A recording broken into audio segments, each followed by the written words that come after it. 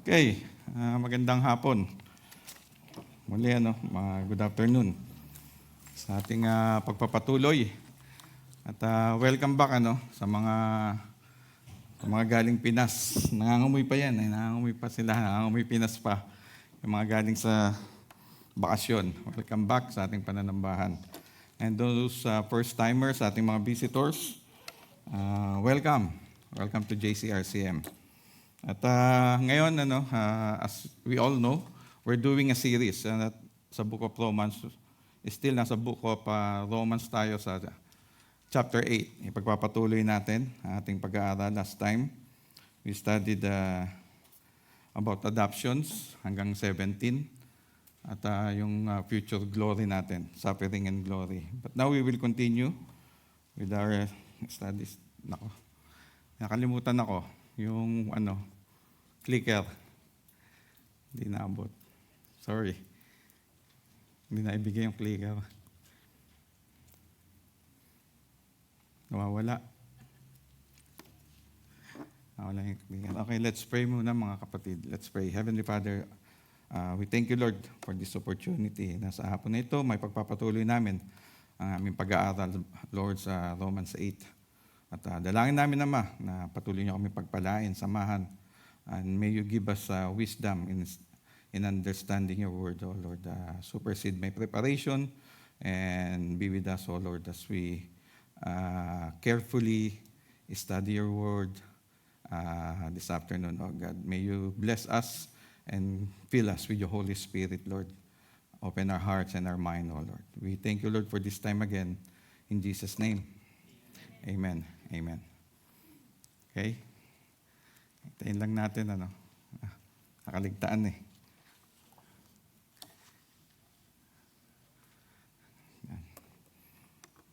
Okay, kumusta na lang muna?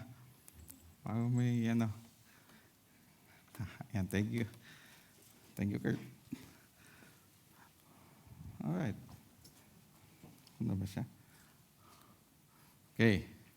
Okay, ito pa rin, ang ating 2026 church team, living in obedience to God through the power of the Holy Spirit. Romans 12:1, a living sacrifice. I appeal to you, therefore, brothers, by the mercies of God, to present your bodies as a living sacrifice, holy and acceptable to God, which is your spiritual worship. Okay?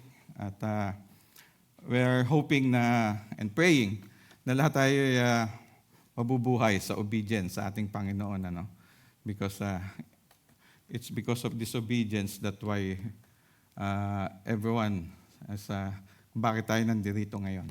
One man's disobedience created all this. Okay? May I invite everyone to please stand para sa ating mensahe this afternoon.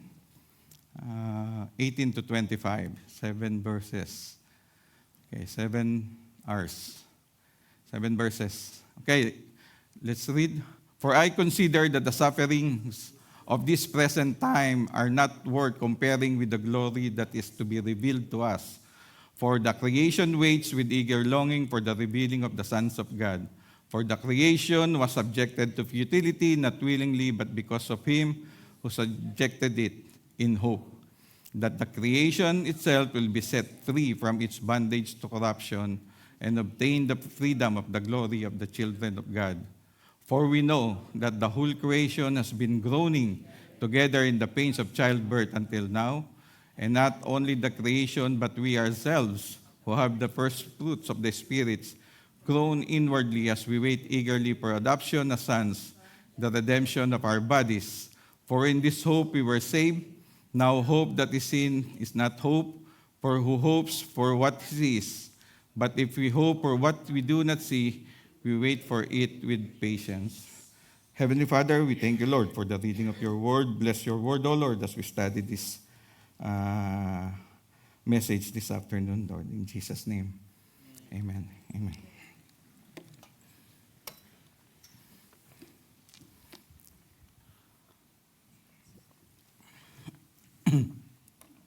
Okay, karamihan sa atin, most of us already been a Christian for long, but we Just be, what do you call this? Be true to yourselves. Hindi naman natin laging naririnig ang Romans 19 to 25 na itinuturo, di ba? When was the last time you heard about Romans 8:18? We always hear the preaching about suffering. But in regards to 19 to 25, it's very seldom that we hear this kind of message. Ano? Hindi ko nga maalala kailan natin ito huling narinig. Maring sa Christian life nga natin once or maybe not. Hindi pa natin ito napag-aralan. But still, this is part of our series, so hindi natin ito pwedeng i-skip. We need to study this. Ano? Okay? Pag-aaralan natin siya. And last time, we studied about, and this is our title for today, Suffering and Glory, Hope We Wait For. And the last time that nandito ako, we studied Suffering and Glory, also, life we shared with Christ. Yun naman yung Romans 8:17 to 18. Now, I started again with 18, but suffering and glory, hope we wait for. This is our hope. Hope, living hope. This is yung Romans 18 to 39. Ito yung tinatawag na mountain top ng Book of Romans. Nandito yung pinaka-peak ng ating Christian life. Ito yung kasing nandito yung salvation kasi sa 8, and then ito yung time for glorification. Dito in-explain ni Paul yung glory kasi walang silbi ang salvation kung walang glorification. Ano ba ang future glory? Ano ba ang future hope natin? Is it material things or glorification? Ano? Romans 8:18 to 30 teaches us the Christian life is a wilderness journey. Wilderness, di ba? Nasa journey tayo ng wilderness. Mapag-aaralan natin yan mamaya. The church lives in the wilderness. Okay? And also believers. Lahat tayo nabubuhay sa wilderness. Suffering is purposeful and random. God's purpose cannot fail. Hindi magpe-fail ang plano at kung ano yung purpose ng Panginoon sa bawat isa sa creation niya. At pangatlo, tinuturo din sa dyan, the groaning is evidence of hope. Yung groaning, yung ungol, is evidence ng pag-asa. Not defeat, hindi ng pagkatalo. Creation groans with us, the Spirit prays for us. Nandyan yan sa 18 to 39. Mapag-aaralan natin yan lahat. Creation's destiny is bound to redeem humanity. Ang destiny ng creation ay nakatali sa glorification ng believers. Okay, mapag-aaralan natin lahat ng yan. Yan yung tinuturo dyan sa Romans 8:18 to 39. Also, God's sovereignty guarantees final glory. All of us are waiting for our glorification. Maliban na lang sa unbelievers. They don't hope for any glorification. Glory is not possible. Ito yung tinuturo sa Romans 8. It is inevitable. Hindi natin ito maiiwasan para sa mga believers. Sure to. Hindi ito possibility, kundi sigurado to para sa atin. Part, or we may say, road to glory, pag-aaralan natin, is suffering. Okay? Road to glory is suffering. Suffering is not the final destination natin. This is just a road to glory, yung suffering. Ang sabi nga God is not using our suffering to ruin us. He is using it to reveal His sons and daughters in glory. If we experience suffering suffering, gusto lang ilabas ng Diyos ang mga anak niya, ang tunay na mga anak niya, tunay na kung ano yung tayo. Okay? Sabi nga rin the same God who ordained your suffering has already ordained your glory. And not one step of the journey will be wasted. Wala tayong aaksayahin, walang maaksayang bagay sa ating mga dinadaanan o paghihirap ang hindi bibigyang halaga ng Panginoon. Lahat ng yan, kwentado niya, kalkulado niya, planado niya, ang lahat ng yan. Okay? We will study now. And also, this one, meron tayong kanya-kanya kasing pananaw eh. May kanya-kanya tayong worldview. Some of us, especially unbelievers, their view of God is view of the world is something like, dapat tayo maging masaya. Kasi we only live once. Yung mga tawag ng YOLO. You only live once, dapat tayo maging masaya. Worldview nila yon. Pero hindi yun ang worldview ng mga Kristiyano. Kasi sooner or later, sasagutin natin itong mga tanong na to eh.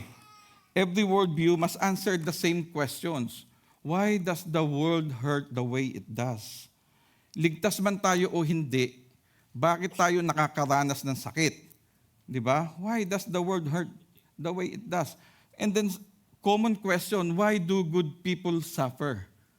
Why do good people suffer? Or maybe that question can be answered by the question, are you good? Are you good? Meron ba sa ating good?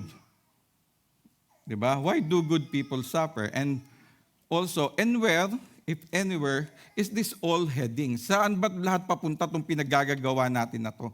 Ito yung mga tanong sa buhay, sa mundo, na dapat, na sinasagot, ng Bibles. Ito bang pinaggagawa natin? Ano bang nararanasan natin? Saan ba lahat ito patungo? Di ba? Ito yung mga dapat masagot sa worldview. Kasama tayo dyan bilang isang mananampalataya. The Christian faith does not avoid these questions, nor does it silence them with sentimentality. Hindi natin yan pinapatahimik. Sinasagot natin yan ng Scripture. Okay? Instead, it insists that the present can only be understood in light of the future. The present things na nating nararanasan at nararamdaman ay kayang sagutin ng kung ano yung pananaw natin sa darating. This is precisely what Paul is teaching in Romans 18 to 39. Okay? A framework for thinking Christianly about suffering, creation, and hope. Kumbaga, biblical view ng suffering. Because all of us suffer. We are all creation. Okay? We are all creature, created by God. But not all of us are with hope. Okay? Ito yung tinuro ni Paul dito. Okay? Na dapat nating mapag-aralan. Okay? Suffering is a properly way. Ano ba sabi diyan? Romans 8:18. Excuse.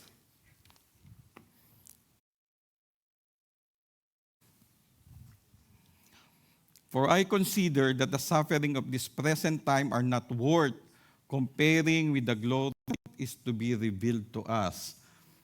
Okay? Paul is not offering or telling us a slogan. He is making a calculation, framework. Nire-reframe niya yung suffering.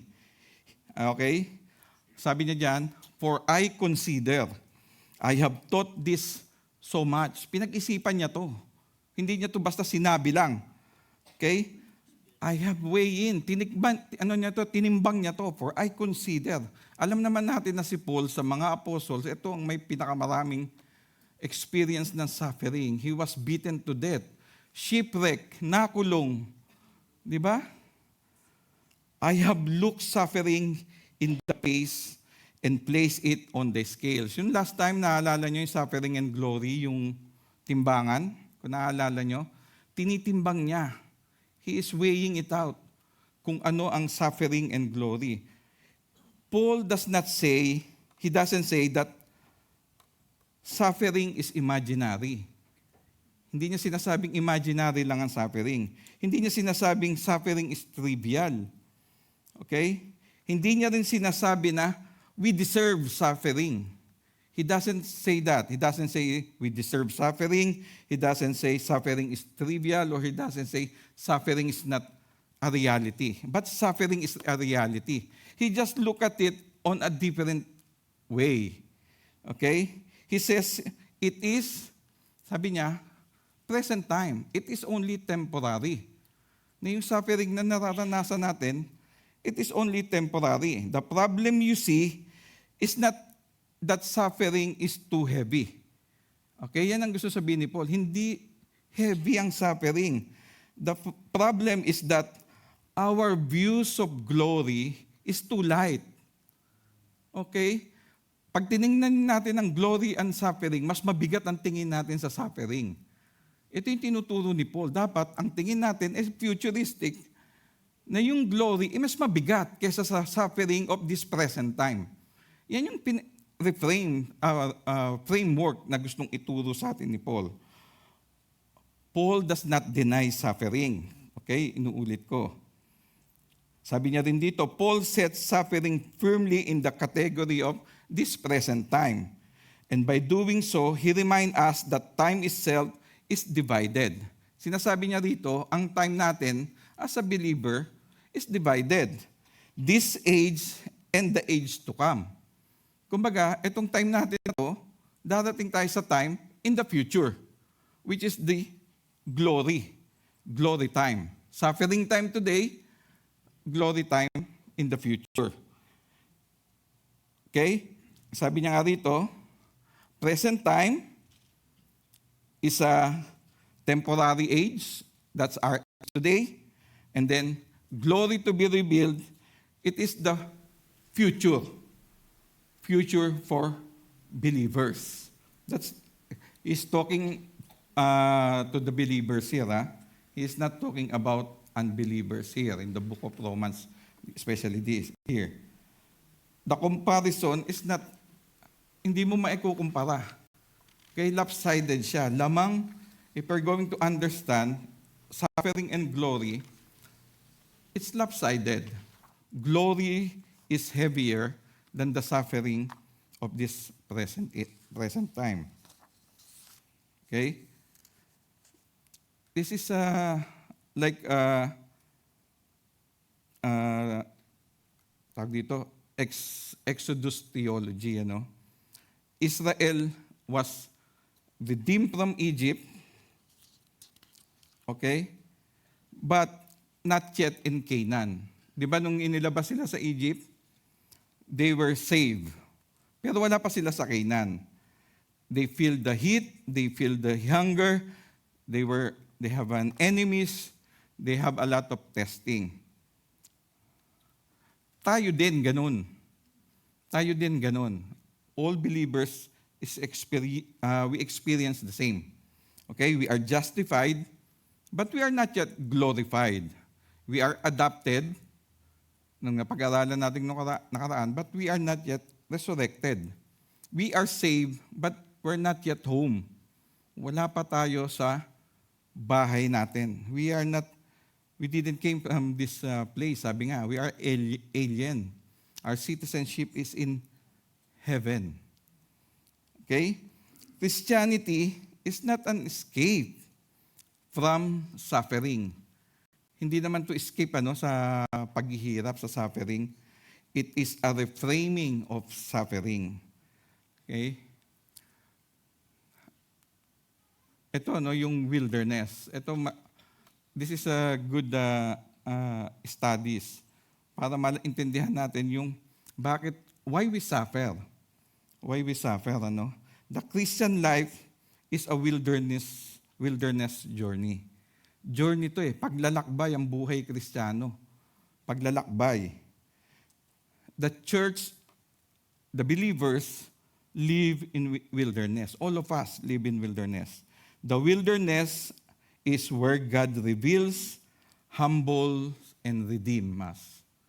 Okay? Doon niya tayo tinuturuan. Doon niya tayo piniprepare. In the Bible, wilderness is more than a geographic form. Ibig sabihin, hindi lang ito lugar, yung wilderness. Hindi lang siya lugar o bayan o ano.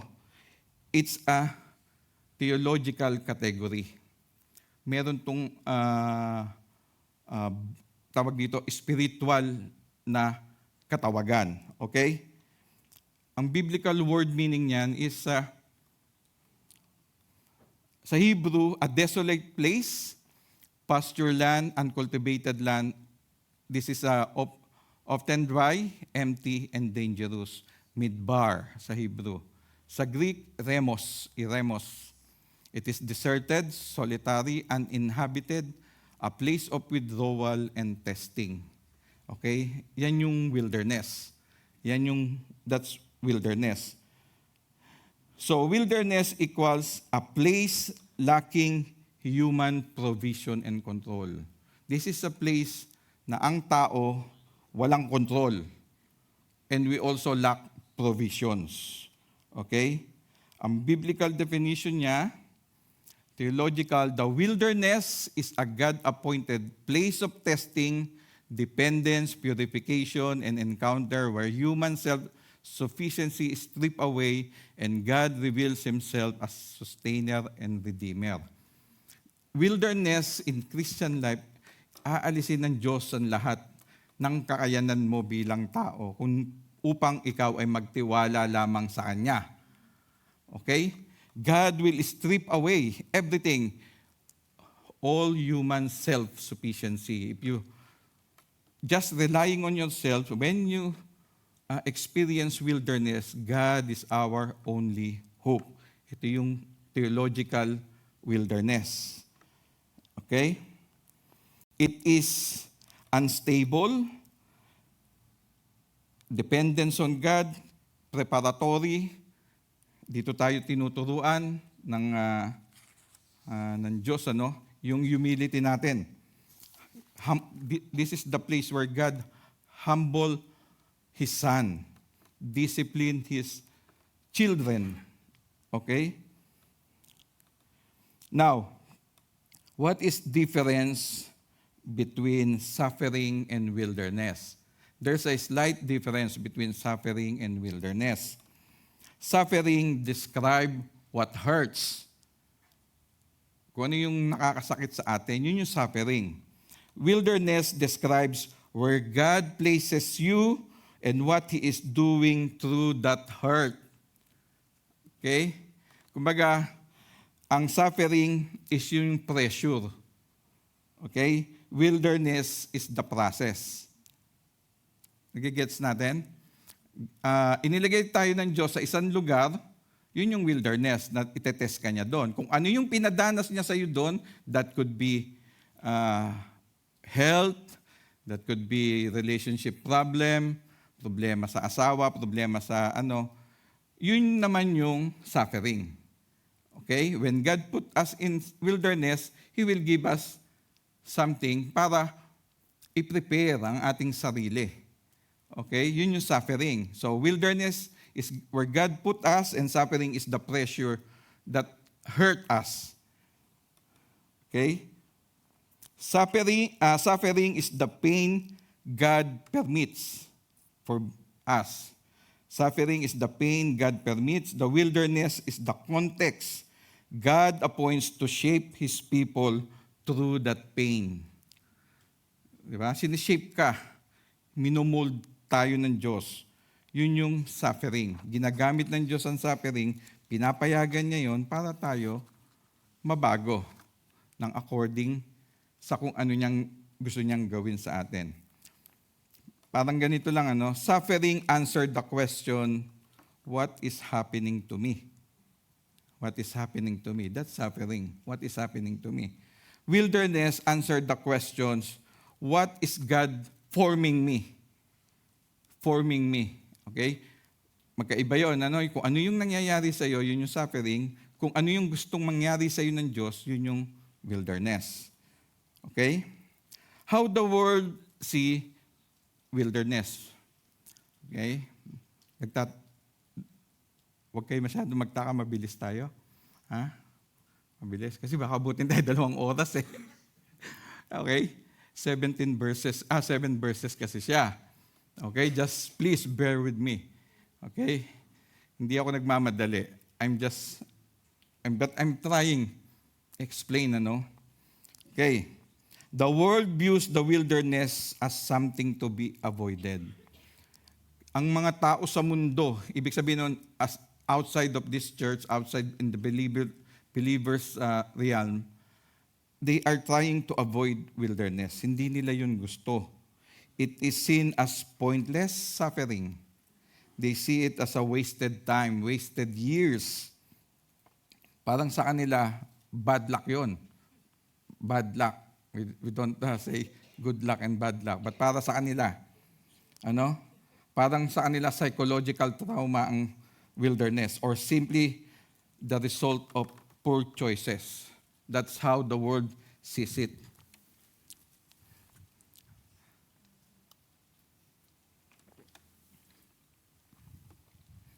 Parang naniniwala sila na pag mali ang ginawa mo, kaya ka nagsasuffer dahil mali ang desisyon mo, which is totoo partially. Okay? Parang sa kanila, ang wilderness has no redemptive meaning. Baliwala sa kanila ang wilderness. The wilderness is not an interruption to God's plan. Hindi sa interruption sa God's plan ang wilderness sa buhay natin. It is the plan. It is the plan. The wilderness that we experience is not an interruption sa mga plano ng Diyos, but it is God's plan. Plano niya yan. The world sees the wilderness as meaningless, but we see it purposeful. Okay? May purpose yan para sa buhay natin. Sabi nga dito sa Isaiah 55:8, "For my thoughts are not your thoughts," sabi ng Diyos. "Neither are your ways my ways," declares the Lord. Isaiah 55:8. Without God, suffering is vanity, pain is random, loss is meaningless. The wilderness is only something we need to escape kung wala tayong Diyos. Pero kung tayo may Diyos, we will understand that there's a purpose for every suffering that we experience. Meron siyang dahilan. Lagi natin siyang malalaman. Okay? Scripture give us radically different worldview sa wilderness. May ibang, ang Bible, may iba siya. Iba ang tingin niya sa wilderness. Okay? The first wilderness. Kailan ba? Mag-start tayo sa umpisa. The first wilderness. Okay? Before there was a garden, there was wilderness. Okay? Read Genesis 2:4-8. Take a note. In-note nyo na lang. Okay? Genesis 2:4-8. Hindi kinreate ang mundo na Garden of Eden. Okay? The world was created a wilderness. Okay? Then the Lord God formed the man of dust from the ground. Genesis 2:7. Before there was a garden, there was wilderness. Adam was created outside Eden. Okay? Scripture tells us that Eden was a planted garden. And the Lord God planted the garden in Eden in the east, and there he put the man whom he had formed. Genesis 2:8. This means Eden was formed in an uncultivated world, then placed into a sanctuary. Okay? Ano bang significance nun? Ano bang significance para sa atin nun? Okay? Hindi kinreate si Adam sa Eden. Okay? Sa wilderness, Adam was created. Man was initially created in wilderness. Then God planted Eden. Okay? Adam was not created in paradise. Okay? He was brought into it by grace. Inilagay lang si Adam sa Eden by the grace of God. It means, into the presence of the Lord, it was granted. It was granted by God, by His grace. Okay? By His grace. This sets a pattern we see all throughout the Scripture. Wilderness, God's presence, our communion, our ministry. Okay? So wilderness tayo, sinave niya tayo, bago niya tayo i-commission. Okay? Yun yung process niyan sa kabuuan ng Scripture. Hindi pinili ni Adam pumasok sa Eden. He was created outside. God planted the Eden. Inilagay siya sa loob. Eden was not the whole earth.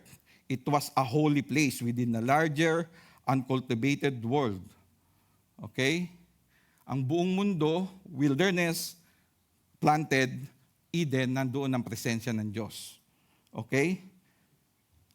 Sabi nga rin dito, 15, the Lord God took the man and put him in the Garden of Eden to work it and keep it. Inilagay siya doon para magtrabaho at alagaan yon. Okay? Inilagay siya doon. The Hebrew language here echoes priestly service. Adam was a priest king in his own. Okay? Called to expand God's ordered yung presence niya sa garden. Siya ang pinagtrabaho doon. Di ba pinangalanan niya nga yung mga hayop? Ibinigay sa kanya ng Diyos, isa-isa. Siya ang nagpangalan. And then, siya ang magangalaga noon hanggang sa mag-expand ang Garden of Eden. But, si Adam yan. Ito naman, Eve, created inside Eden. Glory from glory. Ano ba yung significance naman nito? Eve creations, ito yung nagpapalalim ng theology para sa atin. Ano? Sabi nga dito, sa Genesis 2:21-22, so the Lord God caused a deep sleep to fall upon the man, and while he slept, took one of his ribs and closed up its place with flesh. And the rib that the Lord God had taken from the man, he made into a woman and brought her to the man. Eve was created inside Eden. Adam was formed from dust, again, outside the garden. Eve was formed from a living man inside the garden. This is not accidental.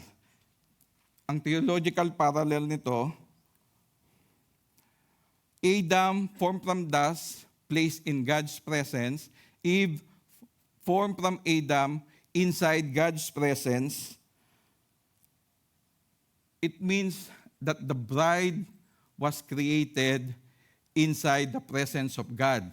Who is the bride? The church. We are the bride of Christ.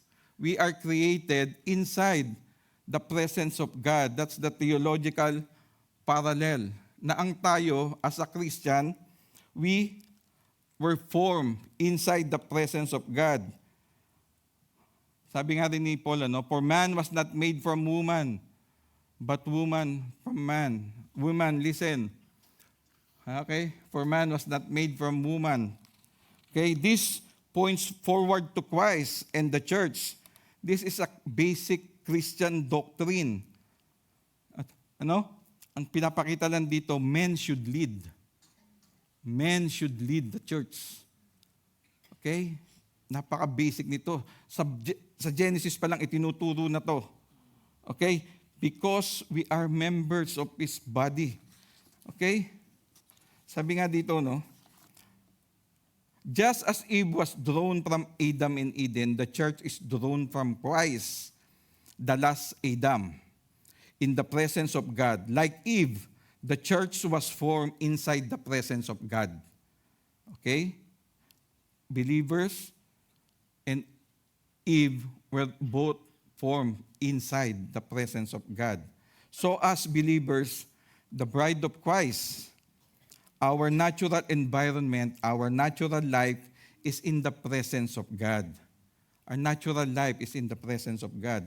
Any creation will die outside of their natural environment. If we are outside in the presence of God, parang tayo, we will die spiritually if we are not living in the presence of God.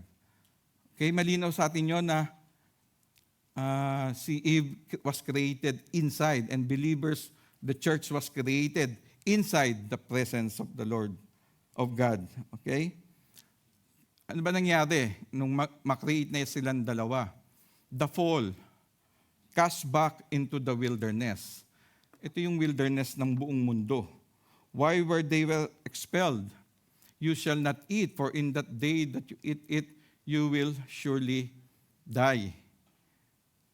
Hindi naman yan . Alam na natin yung kwento na yan. Okay? This is the fruit of good and evil. Hindi ito mansanas, ano?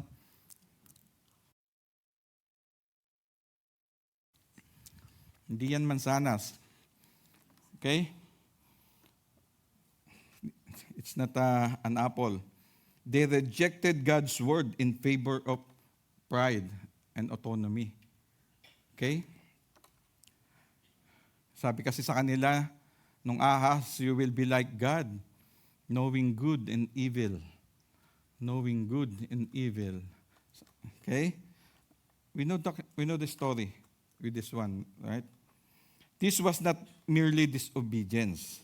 It was a cosmic treason, a creation treason. This is unfaithfulness, distrust towards God.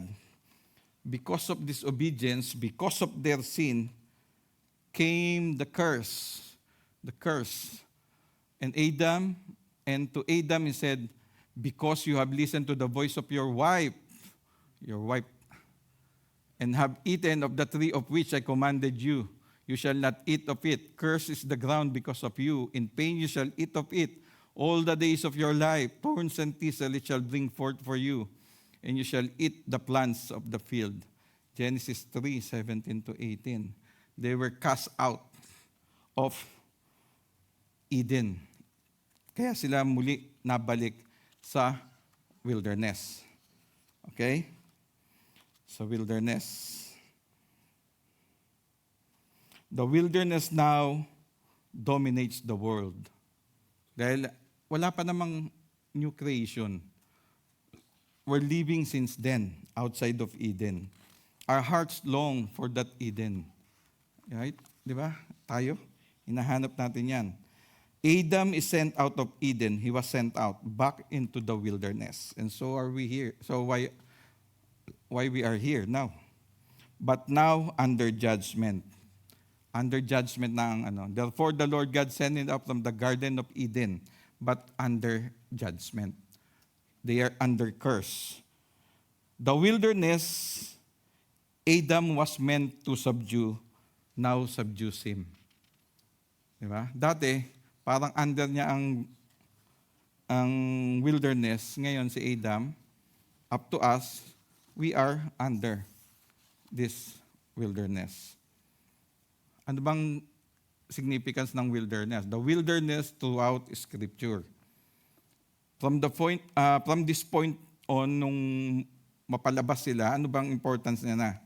The wilderness becomes a theological theme ng buong Biblia. Okay? Ito yung pinagmulan niya. Diba? Israel wanders in the wilderness, sa Deuteronomy 8:2. David flees into the wilderness. Elijah collapses in the wilderness. John the Baptist cries out in the wilderness. Jesus is tempted in the wilderness as well.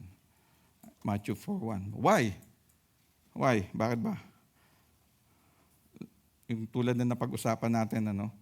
We experience wilderness as preparation. God revealed Himself during this time of our life. Israel, before they enter into the promised land, they wandered into wilderness. Si David, before his kingship, di ba?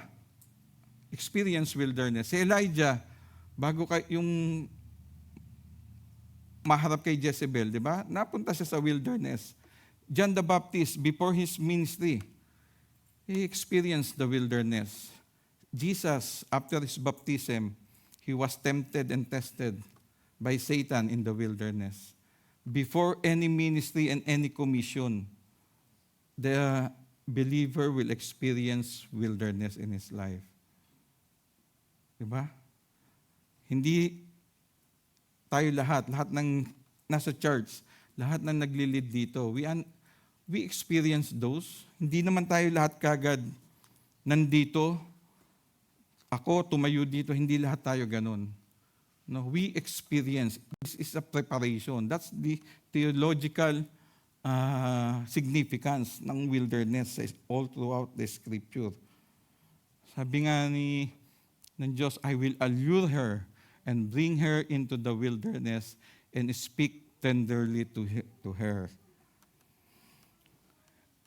This verse kung mababasa niyo yung Hosea 2, Hosea is a prophetic book.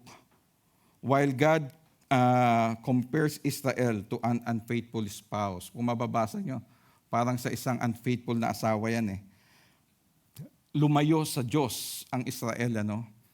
And then, ang sabi niya, para mabalik sa kanya, I will allure her and bring her into the wilderness. Bibigyan ko siya ng mga pagsubok. And speak tenderly to her. I will teach her. I will show her. I will reveal myself to her. Para malaman niya kung sino ako. Para tinutukoy niya dyan ay yung Israel. It is the same with us. Okay? Yun ang parallel niyan sa atin. The wilderness is where false support are stripped away and God Himself is our only hope. Diyos lang ang pag-asa natin. Believers and unbelievers in the wilderness. Unbelievers suffer without hope. They suffer without hope. Having no hope and without God in the world. Basahin natin yung Ephesians 2. Pag may time kayo, Ephesians 2, malalaman nyo yan. Diyan. Believers and unbelievers experience same pain, same sickness, same suffering, same death. But for unbelievers, there are no meaning beyond the moment or beyond that suffering.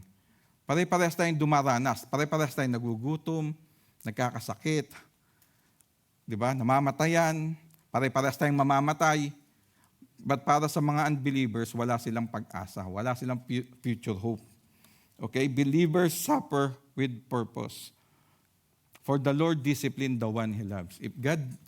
If you are the son of God, you will experience discipline. We will experience it for sure. And also, we rejoice in our suffering. Are you rejoicing with your suffering? Or parang ang hirap, ano? You suffer and then you rejoice. Knowing that suffering produces endurance. Romans 5:3-4. It's really hard to rejoice while lalo na masakit ang ngipin mo. Yeah, sakit ng ngipin. That's only pain, hindi yung suffering. Okay. The wilderness for the believer is not punishment. For us, it is a preparation. Sabi nga ni John Piper, God is always doing 1,000 things in your suffering and you may see only 3. Libo-libo ginagawa niya sa suffering mo. Pero na nakikita mo, baka 2 lang o 3. Di ba? Sa bawat paghihirap natin, as believer, as children of God, God is with us. He is always with us. Maybe we just don't see it and acknowledge it. Maybe we only see 1 or 2 things na ginagawa niya. But He's doing 1,000 things in our lives. As we continue, sa Romans 8. 18 pa lang yun. 18. So, meron pa tayo. 6 pa. Okay. As we continue, Romans 8, we begin in 19. We could see it's a commentary of Apostle Paul. Commentary ito ni Apostle Paul sa Genesis 3. Kung ano yung nangyari sa Genesis 3. Parang napakagandang commentary niya to para doon. This passage was written for people who are tired. Para ito sa mga pagod na. Para sa atin. We are tired of this world. Diba? But still believing. For people who love God, yet live in a world that feels broken. Broken ang mundo. But still we love God. For those who know the promises, but don't yet see the fulfillment. We know the promises, pero hindi pa natin nakikita yung fulfillment. Paul is teaching us something extraordinary here, radical. If suffering does not mean God is absent, groaning does not mean faith is weak, waiting does not mean hope is dead. Okay? Hindi patay ang ating pag-asa, hindi absent ang Diyos, at hindi mahina ang ating pananampalataya. Hindi yun ang tinuturo ni Paul dito. Okay, let's study this. Dahan-dahanin natin sana. Okay, mukha namang okay kayo Mukha namang okay kayo. Galing naman tayo sa long weekend Pabain na natin. Okay. Kasi mag-start pa lang tayo Okay. Creation is waiting. Yan yung verse 19. For the creation waits with eager longing for the revealing of the sons of God. For the creation waits with eager longing for the revealing of the sons of God. Verse 19. Paul begins here, yung isinuzoom out niya, tinitingnan niya mula sa malayo, what this means. He says, creation itself is waiting. Creation itself. Not bored waiting. Hindi yung naiinip, Not passive waiting. Hindi yung basta lang nagpapalampas na But eager longing. Eager sila. Sabi nga yung parang nakataas yung leeg. Yung talagang naghihintay on his tiptoe. Yung creation dito. It paints the image of someone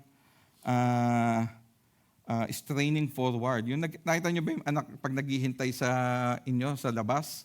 Pag pauwi kayo, ganun. Parang ganito yung creation, na eager longing. Yung creation is if you think, sino tong creation na to? This is not the angels. Itong creation na to. This is not the angels. Because they are already in good place. Nasa langit na sila, nasa trono na sila ng Diyos. Hindi na magiging mas mabuti pa para sa kanila. Hindi sila yung longing for the revealing of the sons of God. These are not demons. These are not demons, or yung mga fallen angel. Why? Because there's no hope for them. There's no salvation for them. They're not waiting for the revealing of the sons of God. Because once the sons of God are revealed, na yun? Katapusan na rin nila. So the demons is not the one talking about, pinag-uusapan dito, This is not unbelievers.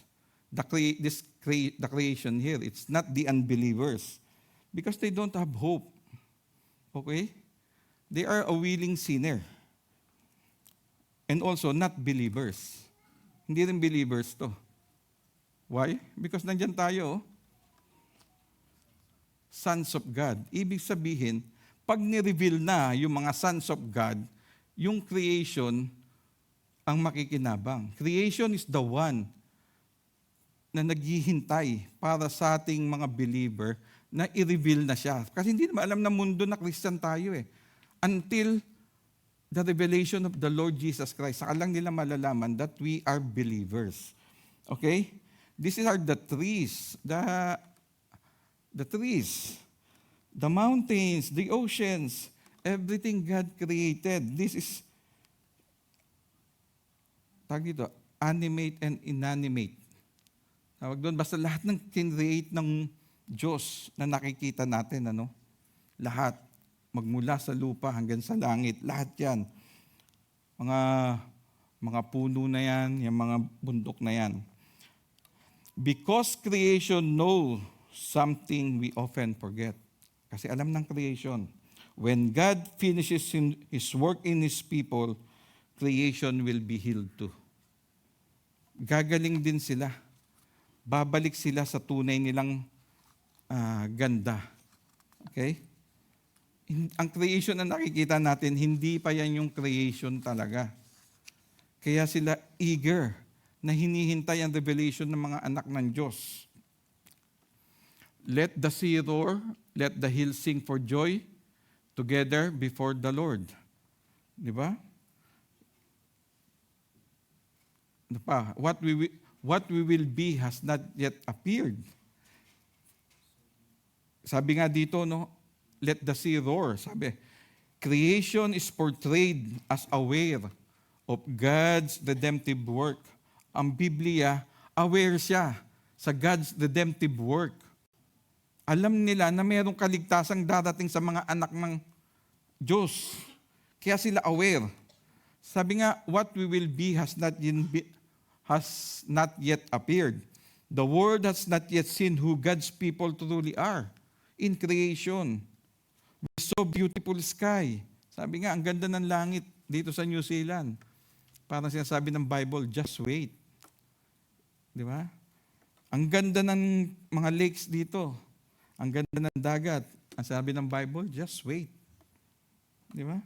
Yung mountain ranges dito. Di ba? Ang gaganda. Yung mga hills. Yung forest dito. Pero sabi ng Bible, just wait. Hindi nyo pa nakikita ang tunay na ganda ng creation. The creation we see today is a cursed creation. Cursed creation yan. Nakita nyo yung ganda ng bundok down south? Ganda ng creation ng New Zealand?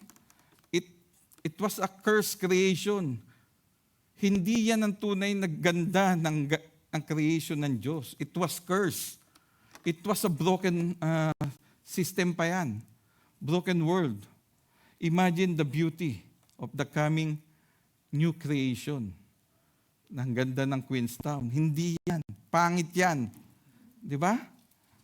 Oh, ang ganda saan? Sa Bohol? Bohol ba? Bohol. Ganda sa Bohol. Di ba? Pangit yan. Sinumpang lugar pa yan. Imagine the beauty na inaasahan ng creation. Di ba? Na nakakalimutan natin. Salvation is not just about soul going to heaven. It's about the restoration of everything God made. Restoration ng lahat ng kinreate ng Diyos ang salvation. Hindi lamang pagdadala ng mga kaluluwa natin sa langit, kundi yung buong mundo na kinreate niya, i-restore niya. He will create a new one na mas maganda na hindi natin mai-imagine sa mga higit pa sa nakikita natin sa ngayon. Okay? The curse, ito na yun, the curse was not creation choice. Verse 20, malapit na. Verse 20, for the creation was subjected to futility, not willingly, but because of him who subjected it in hope. Creation didn't rebel. Hindi naman sila nag-aklas. Creation didn't sin. Hindi rin sila nagkasala. Hindi sila naging rebellious. Hindi sila nagkasala. Yet, creation suffers. Yet, creation still suffers and they were cursed. Dahil sa fall of man. Why? Because when humanity fell, everything under human dominion fell with us. When Adam fell, lahat ng under sa kanya fell. Okay? Adam fell, everything was cursed. Okay? Futility, what does this mean? Means frustration, decay, meaningless, uselessness, fruitlessness, pointlessness, for the creation was subjected to futility. Imagine, Paul said, creation was subjected to futility. Useless ang creation, pero sinasabi natin ngayon, ang ganda ng mundo. Hindi gumaganda ang mundo. Papangit ang mundo, kahit anong gawin natin. The Bible said, it is subjected to futility. Walang environmentalist na makakapagbago ng mundo. There's nothing we can do para ayusin ang mundo. There's no environment movement that can amend what God has said. Hindi natin kayang baguhin yan. Still, creation is cursed. Okay? Sabi nga dito, because of Him. God is the one who subjected the creation into its pointlessness, futility. He cursed the creation. When Adam fell, everything went down with him. Okay? Hindi, kahit anong gawin natin yan sa tawag yan, ozone layer na yan, yung dagat na yan, kahit anong gawin natin na yan, wala tayong magagawa yan. The world doesn't work the way it was designed to. Hindi ito yung dinesign ng Diyos na creation. Creation was just, sabi nga dyan collateral damage lang siya. Dahil sa kasalanan ng tao. Creation was just a collateral damage. But notice this one, in hope. But creation still with hope. Okay? They are still there, hoping sa Revelation. Taon-taon, na notice ba ninyo? Every year. during springtime, plants trying to do their best para gumanda sila. They're trying to do their best. They bloom flowers, sakura, di ba? Blooms, new flowers, leaves, fruits, but it still ends up nothing. Di ba? Darating sila sa time na they will become fruitless, flowerless, walang dahon. Di ba? They cannot save their own. They are trying their best because they are cursed. They cannot bear fruits in a whole year. They cannot bear flowers in a whole year because they were cursed. And God saw everything that He made, and behold, it was very good. Genesis 1:31. Imagine when God said in Genesis 1:31, everything He created was good. God is the one who said it's good. Imagine how good it is. A perfect creation. All year round fruits. Di ba? All year round yung apples, yung cherries. All year round siya. Hindi mo siya kakainin lang tuwing December. All year round mangoes. All year round bananas. All year round sakura. Di ba? Ano ba yun? Sakura, ano ba yun? Cherry blossom. Di ba? All year round siya. That's the purpose of the original purpose of creation. The one we see now is a cursed creation. The creation when made was perfect, but not anymore. Even judgment had made, may judgment eh. And to Adam he said, because you have listened to the voice of your wife and have eaten of the tree of which I commanded you, you shall not eat of it. Cursed is the ground because of you. In pain you shall eat of it all the days of your life. Thorns and thistles it shall bring forth for you, and you shall eat the plants of the field. Di ba? Ang sabi diyan, God allowed the curse. God is the one who cursed because of the sin. But He never intended it to be permanent. This is not a permanent curse. He made the promise. Even when God judged, He planted a promise. What's His promise? Take note, this is 17 and 18, verse 17 and 18. But before the curse, He made the promise in the 15, before He cursed. Okay? I will put enmity between you and the woman, and between you and your offspring, and her offspring. He shall bruise your head, and you shall bruise his heel. He made the promise before saying a curse into creation. This is the proto-evangelium, if you still remember. Okay? The first prophecy of redemption. Before the curse had fully settled, promise came first before the curse. God never cursed without planning restoration. Okay? He is planning a restoration, but He cursed. Okay. 21. That the creation itself will be set free from its bondage to corruption and obtain the freedom of the glory of the children of God. Bondage, this is corruption, decay. Creation is enslaved to decay, but not forever. Okay? Freedom is coming. That's the language Paul used to describe the world as we experience it now. But this one is for the future. This one is for the future. Creation will be set free. It will be released. It will be restored. That the creation itself will be set free from its bondage to corruption. And notice, and obtain the freedom of the glory of the children of God. Once we receive our glory, the creation will also receive its freedom, restoration. They will also be set free. When God finishes redeeming His people, the entire universe benefits. The restoration of creation will happen. Sabi yan mababasa natin yan sa Isaiah 11:6-9, Revelation 21:1. Then I saw a new heaven and a new earth, sa Revelation 21:1. Sa Isaiah 11:6-9, a restored creation where harmony replaces violence.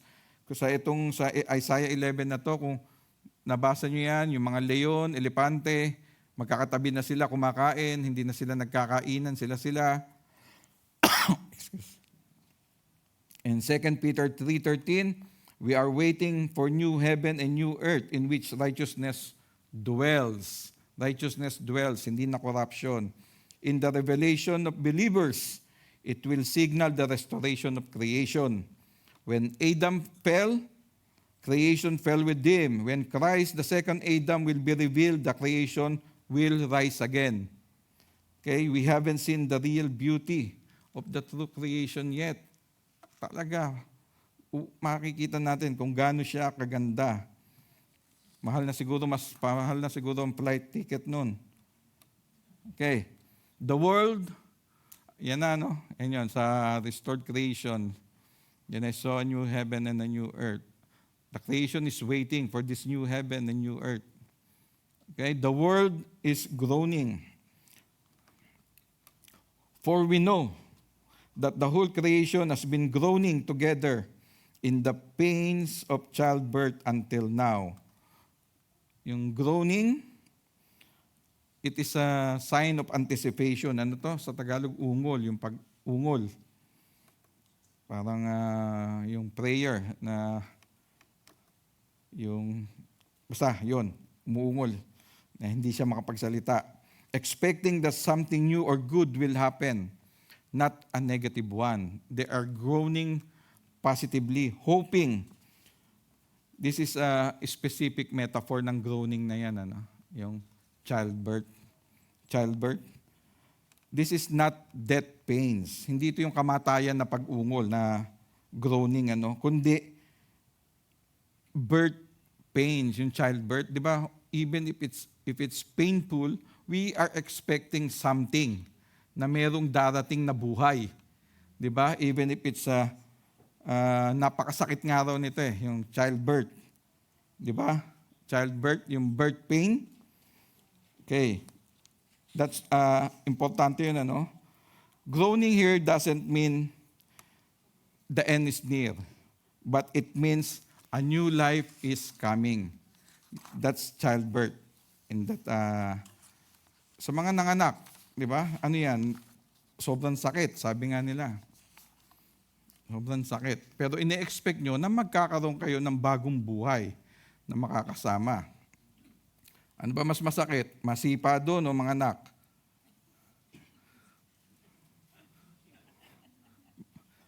Di ba? Masipa. Kasi hindi ka na uulit Di ba? Sabi diyan, when a woman is giving birth, she has sorrow because her hour has come. But when she has delivered the baby, she no longer remembers the anguish for joy that a human being has been born into the world. Kahit anong hirap o sakit ng mga nanganak, the joy, nakakalimutan niyo yung sakit. Ito yung childbirth na binabanggit ni Paul dito. Even the creation is groaning, but the childbirth, because of the hope na darating, dahil sa pag-asang darating.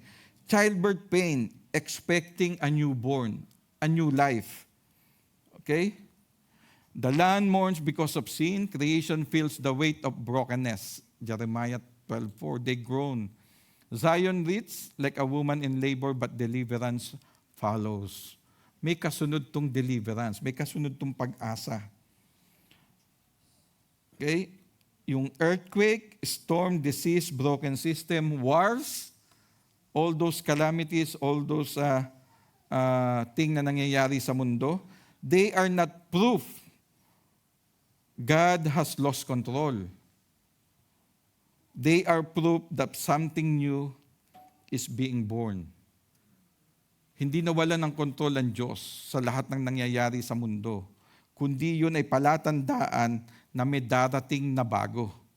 Kung ano man yun napabalitaan nating gyera o kalamidad, there's something new. And then we groan too, believers, and not only the creation, but we ourselves, believers, groan inwardly as we wait eagerly for adoption as son, the redemption of our bodies. Sabi diyan, groan. It is not just the world groans. Believers groans too. Even if we are saved, we are a redeemed people, we groan too. Umaasa pa rin tayo. Sabi ko nga kanina, we long for that Eden. There's a part in our hearts that longing for that Eden, for that presence ng Diyos, Sabi diyan, adoption as sons. We are inwardly wait eagerly for adoption as sons. Di ba napag-aralan na natin that when we were justified, we are adopted? Here, yung adoption as sons that we wait, ito yung completion. Yung sa 16 and 17 and 18, yung adoption doon is legal adoption. Okay, legally, when you believe, when you were justified, you are legally adopted as son. Here, yung adoption na hinihintay ng believers dito is the completion, the resurrection, the spiritual adoption. The completion ng ating adoption. Because salvation has already begun, but it's not yet complete. Di ba? Nasimula na yung salvation. We are adopted, but not fully revealed. We are redeemed, but our bodies are still breaking. We are saved, but still waiting. Okay.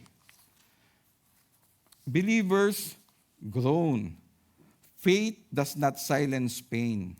Hindi naman ang pananampalataya ang magpapatahimik ng ating nararamdaman. Talagang makakaramdam tayo ng suffering. 2 Corinthians 5:2-4, for in this tent we groan, longing to put on our heavenly dwelling. We long na mabago na yung katawan natin, maging bagay na tayo sa ating heavenly dwelling. If indeed by putting it on we may not be found naked, for while we are still in this tent we groan, but being burdened, not that we would be unclothed, but that we would be further clothed, so that what is mortal may be swallowed up by life. 2 Corinthians 5:2-4, believers groan to be in heavenly dwelling. Okay, we groan, longing to put on our heavenly dwelling. Our bodies will be transformed to be Christ-like. Sa Philippians 3:20. Sa 1 Corinthians 15, what sown perishable will be raised imperishable. Diba? Sa resurrection. Hope is what we can see. For in this hope we were saved, not hope that is seen is not hope. For who hopes for what is his. Okay? Faith is what save us. Okay? Faith is what save us. Looks backward ang faith. Yan ang daming hope, Hope. Kaya naging plurals na, naging hopes na. Okay? Hope. Faith is looking backward. Hope is looking forward for believers. We were saved for this hope. Okay? We are saved by faith, looking backward to the finished work of the Lord Jesus Christ. We were saved by this hope, looking forward to the unfinished work of Christ. Yung mga gagawin pa niya sa atin, sa mga gagawin pa ng Diyos sa buhay natin. Hope is not sight. Hope is trust before proof. Hope is trust before proof. Biblical hope is not optimism. It's not wishful thinking. It's confident expectation based on God's promise. Naka-base tayo sa pangako ng Diyos. Yun yung hope natin. If you can already see it, you don't need more hope. Di ba? Kung nakikita mo na, hindi na natin kailangan ng pag-asa. Di ba? Hope lives in the gap between what God has promised and what we are currently experiencing. Kung ano yung nararanasan natin ngayon, yun yung hope natin. Di ba? In the future, God will restore everything.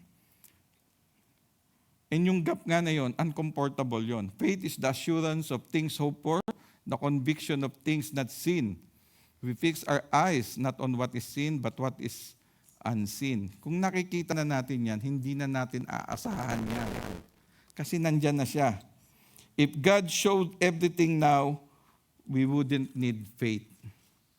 Hindi na natin kailangan ng faith.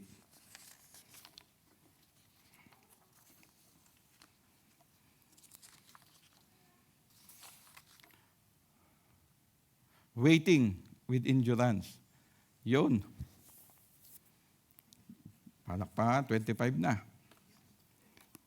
But if we hope for what we do not see, we wait for it with patience. Waiting is trusting.